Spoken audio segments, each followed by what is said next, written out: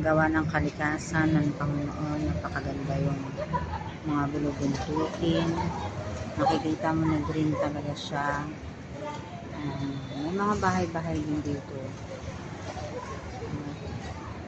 Yan.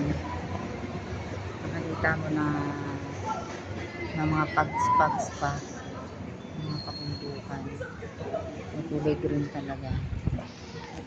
Yan. Yan ang yung Pilos-Baños daw yung dyan sa itaas.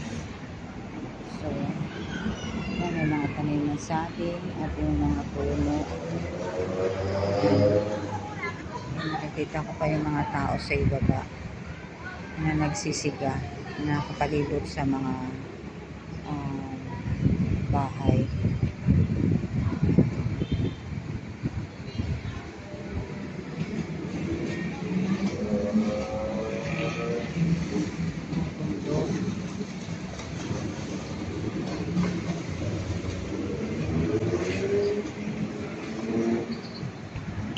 Sila pastor sa baba naliligo.